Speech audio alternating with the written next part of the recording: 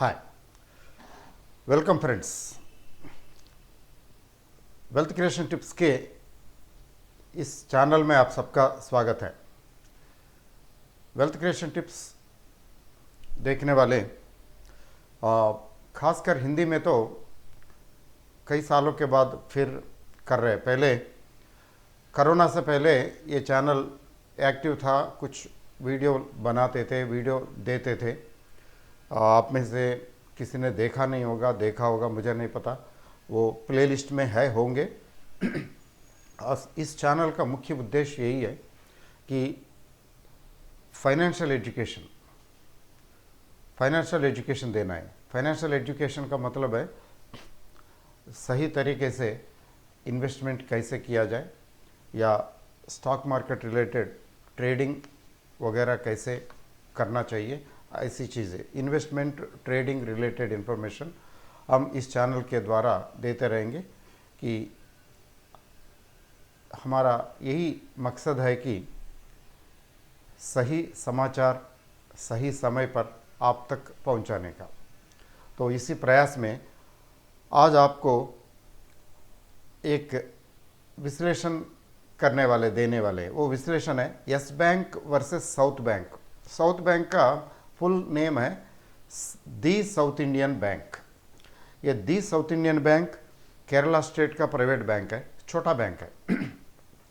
Yes bank आप सबको तो पता ही है, सुना होगा, क्योंकि ये बहुत बढ़िया चल रहा था। ऐसा लग रहा था कि HDFC बैंक को भी ये बीट करेगा, क्योंकि इसमें रिटर्न ऑन इन्वेस्टमेंट और growth whatever it is HDFC bank से भी कुछ ज़्यादा था। एक ऐसा टाइम था HDFC बैंक से भी ग्रोथ ज़्यादा था। ये शेयर लगभग 600 के ऊपर पहुंच चुका था। इसके बाद स्प्लिट किया था, एक को 2 शेयर बनाए थे। देखते देखते जैसे टूट जाता है ना, ऐसा टूटा जैसे प्लेइंग कार्ड्स का जो महल होता है, ऐसा टूटा है। ऐसा टूटा कि पूछो मत। कहाँ तक कि यहाँ तक टूटा कि ये 300 प्लस का शेयर देखते देखते 8-9 रुपये में हो गया।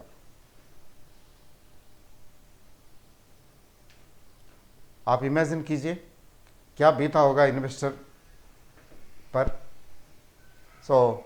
ये कहानी है, लेकिन इसके बाद क्या हुआ मैं बताता रहूँगा।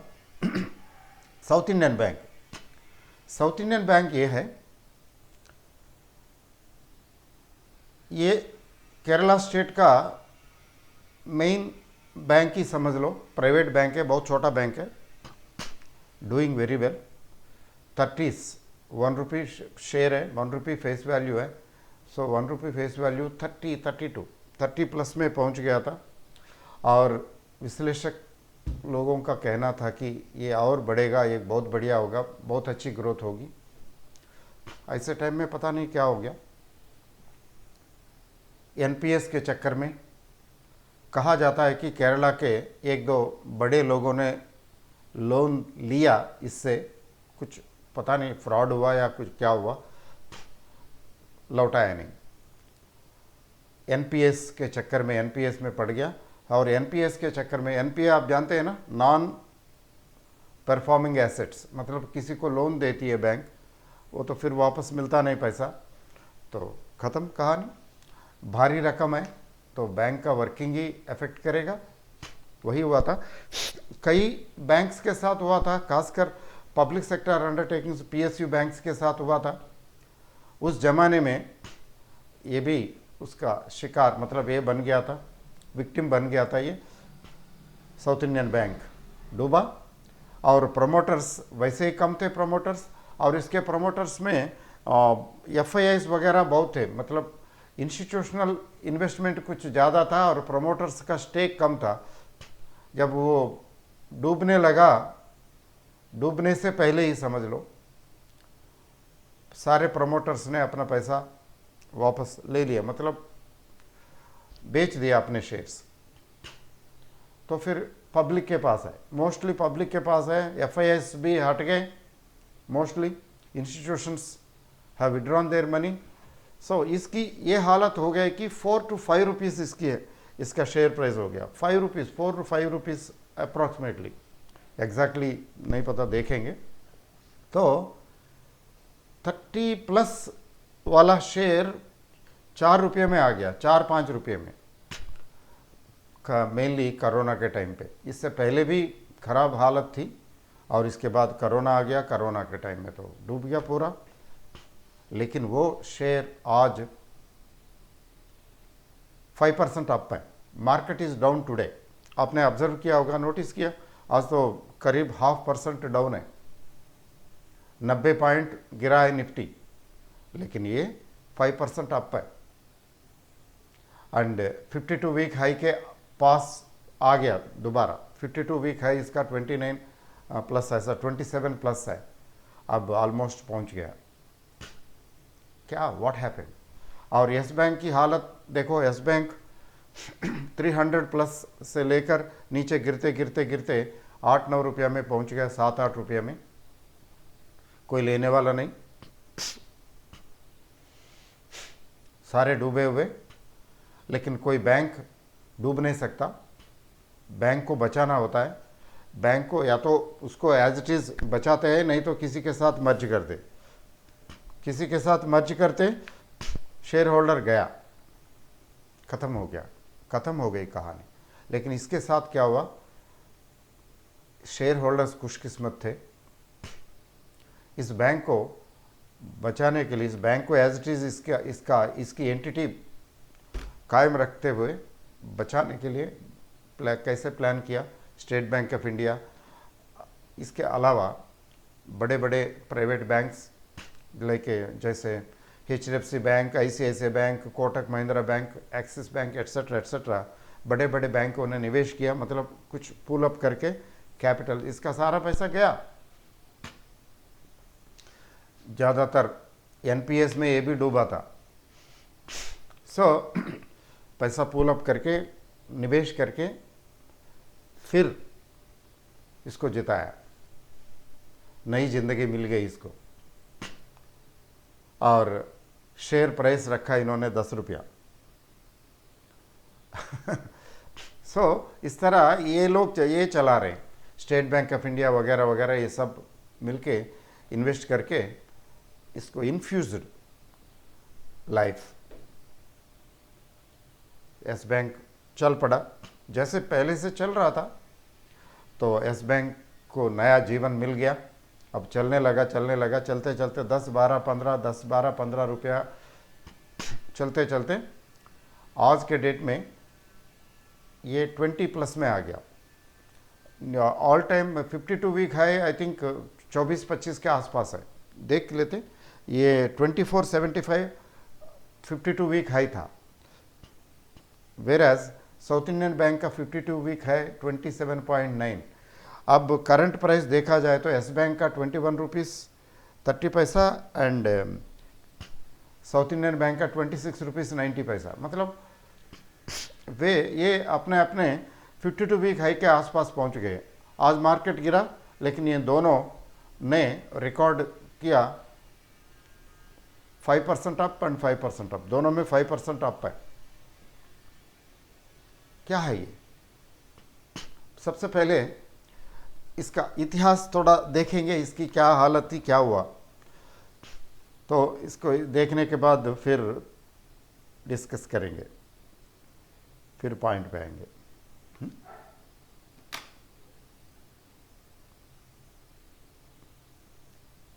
आइए इसमें देखते हैं।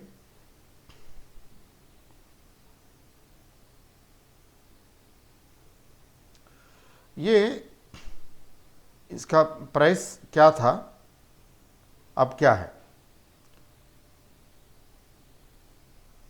इसका प्राइस क्या था, इसके पोजीशन क्या था, अब क्या हो गया, ये भी तो देखना है।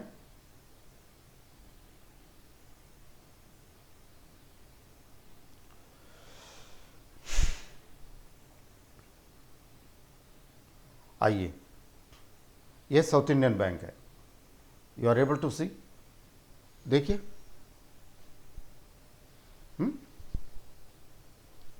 इधर देखिए, इस तरफ, ओके, इधर देखिए साउथ इंडियन बैंक 2690 पैसा।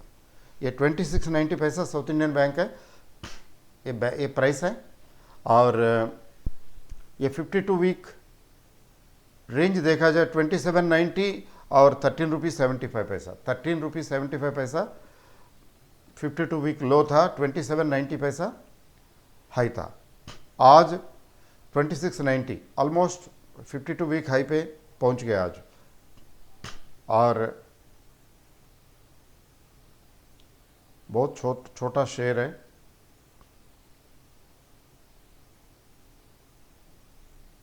मार्केट कैप 5629 रुपीज़ है, फेस वैल्यू 1 रुपया है, डिविडेंड दे रहा है 1.12%। सो अब डिविडेंड भी दिया 2023 में, डिविडेंड पेइंग कंपनी। और इसकी पीई देखा जाए तो लेस देन 6, बिलो 6 है इसका पीई रेशियो, मतलब it is profit making and also dividend paying. इनके एनपीएस ऑलमोस्ट खत्म हो गए, एनपीएस कम हो रहा है। कहानी यही है कि इनके एनपीएस को तो कम हो रहा है, खत्म हो गए, और जो एनपीएस थे वो इक्का दुक्का करके वसूल होने लगता है ना, तो पैसा वसूल होता है, बीच बीच में थोड़ा बहुत पैसा वसूल होता है। जैसे जैसे पैसा वसूल होता है करंट ईयर के प्रॉफिट्स में जुड़ जाते हैं, तो प्रॉफिट बढ़ जाता है। कल के एनपीएस आज के नेट प्रॉफिट राइजर्स है, क्योंकि नेट प्रॉफिट में जुड़ जाता है। देखिए इसका ग्राफ देखिए तो आपको पता चलेगा कितना बढ़िया अप ट्रेंड एकदम, higher lows and higher high, higher lows and higher highs, बढ़ते बढ़ते बढ़ रहा था लास्ट 1 ईयर देखा जाए तो। आगे इसका इतिहास देखा जाए तो ऑल टाइम देखा जाए, मैक्सिमम टाइम का, ऑल टाइम का ग्राफ कैसे दिखता है आप देखिए। You are able to see this. अब देखिए ये लो था, कब लो था? कई साल पहले 2009 में, 2008 2009, आपको तो पता ही है 2008 में तो एकदम क्रैश हो गया मार्केट। उस समय ये 4 रुपया में आ गया था। मैं एक लाइन ड्रॉ करता हूं तो आपके लिए तो आसान होता है।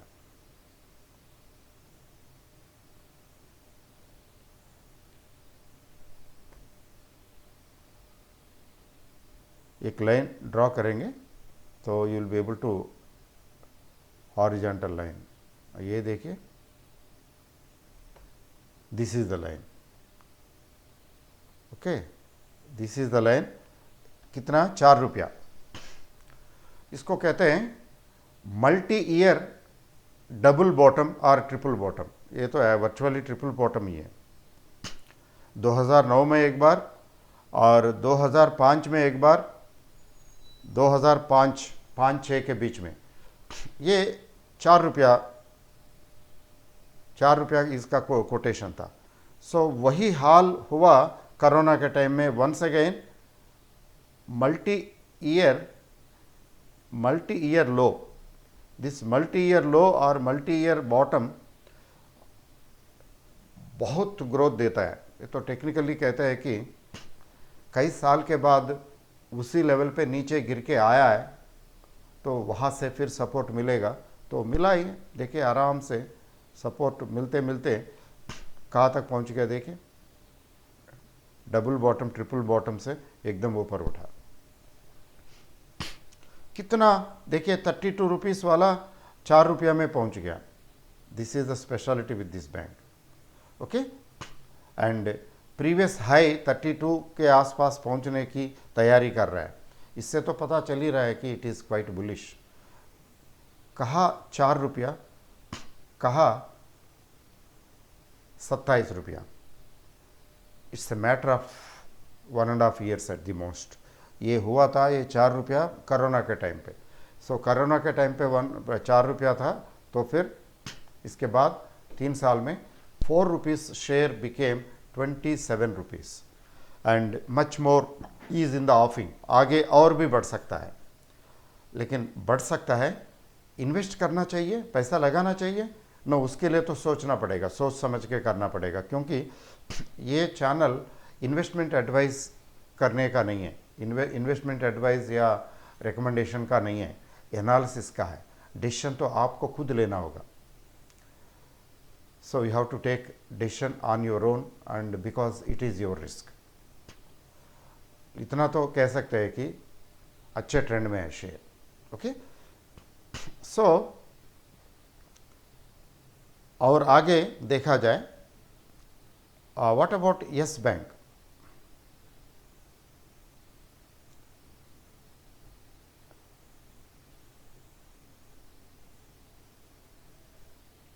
यस बैंक, आइए यस बैंक में देखते हैं, यस बैंक में क्या हो रहा है, what is in store for us.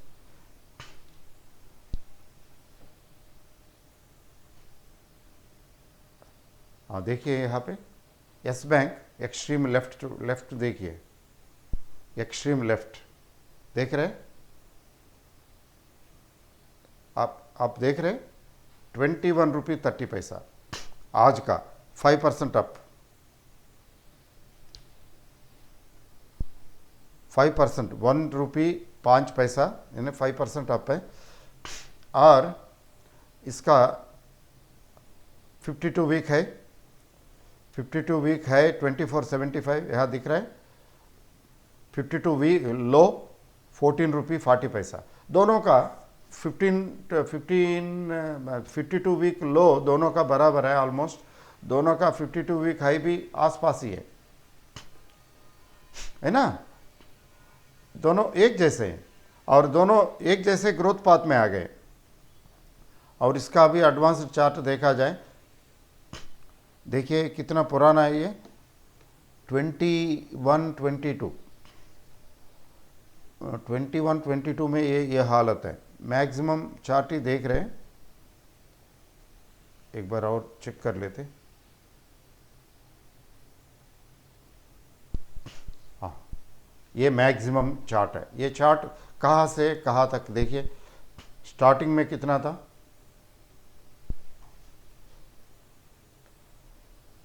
Starting में कितना था, जो था उसी लेवल पे फिर आ गया कई दिनों से वही लटका हुआ। इसका भी एक हॉरिजॉन्टल लाइन देख लेते हैं।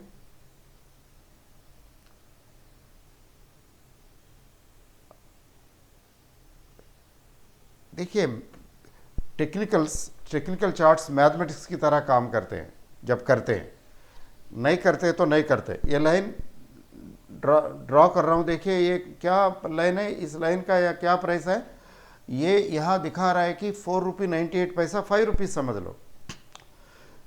5 रुपीज़ कब था इसका, 2008 में जब मार्केट कोलैप्स हो गया, गिर गया, देखिए नीचे जब मार्केट गिर गया, कोलैप्स हो गया 2008 में, उस समय इसका प्राइस आ गया 5 रुपीज़ में।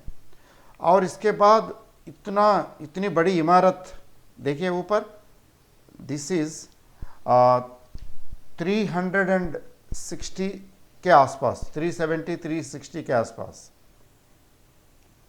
ओके, वो भी स्प्लिट हुआ था, इसका शेयर को एक शेयर को 2 शेयर कर दिया था, तो इस तरह करने से आधा हो गया, 600 प्लस था या बोनस दे दिया, ऐसा कुछ हुआ।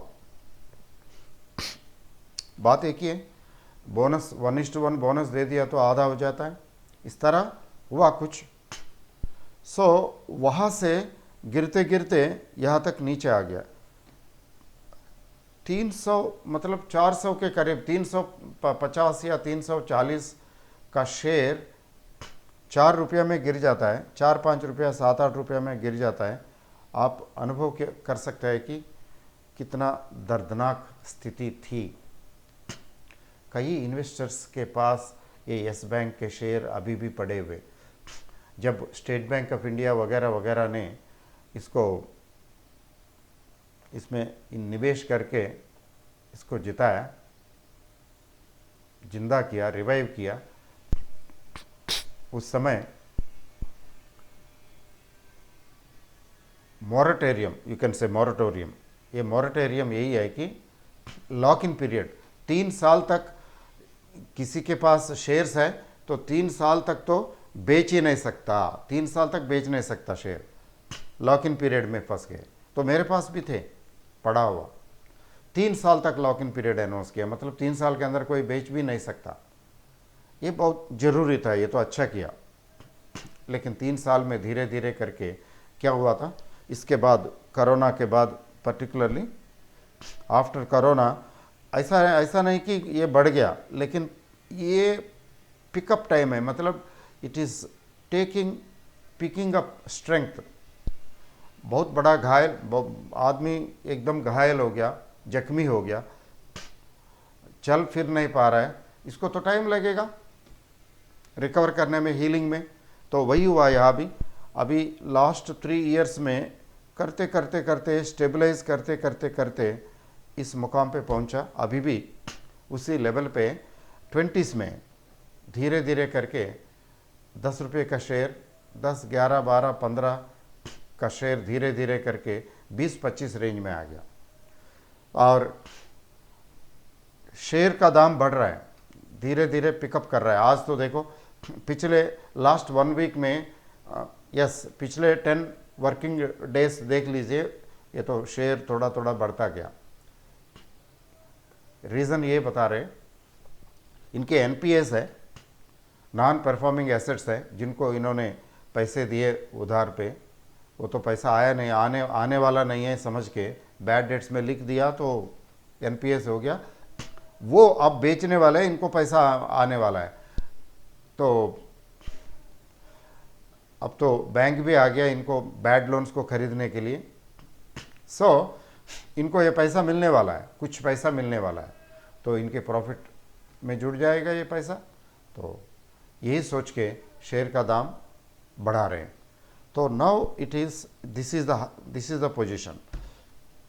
Okay, now comparing both yes bank and state bank, yes bank and south Indian bank, आप कह सकते हैं कि दोनों प्राइवेट बैंक है। नंबर 1, दोनों के एनपीएस, नॉन परफॉर्मिंग एसेट्स, कम होते जा रहे हैं, मतलब बैड लोन्स की स्थिति सुधर रही है।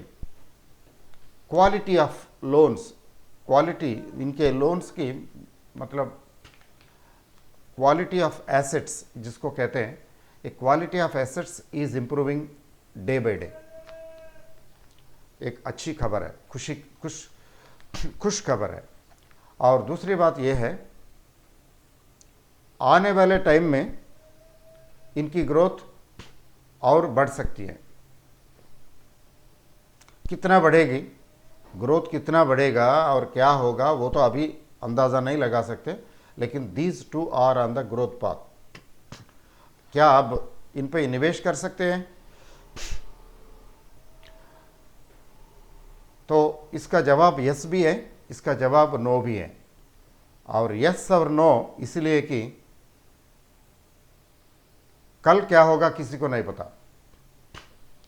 केवल आज तक क्या हुआ, इतिहास की बातें कहें तो आज तक क्या हुआ ये इतिहास है, इतिहास आपके सामने रखा है। कल क्या होगा हमें नहीं पता, लेकिन इतिहास के हिसाब से देखा जाए, जो वर्तमान स्थिति है, इतिहास बहुत बुरा हाल था इतिहास की बात करें तो, और वर्तमान स्थिति तरक्की की ओर है, और भविष्यवाणी आपके हाथ में, आपको सोचना है, आपको देखना है। लेकिन इनका ग्रोथ लग रहा है कि इनका ग्रोथ होने वाला है आने वाले टाइम में। ऐसे शेयर्स में निवेश करना है, इन्वेस्ट करना है तो buy on dips principle apply करते हैं जनरली। Buy on dips, there are 2 ways, there are 2 principles to apply. Let me tell you that, let me clarify that also. निवेश करने के तरीके, वो तरीका है एक तो कहते हैं कि स्टैगर्ड इन्वेस्टमेंट। देखिए, आपने सुना होगा स्टैगर्ड इन्वेस्टमेंट। स्टैगर्ड मीन्स टुकड़ा टुकड़ा करके।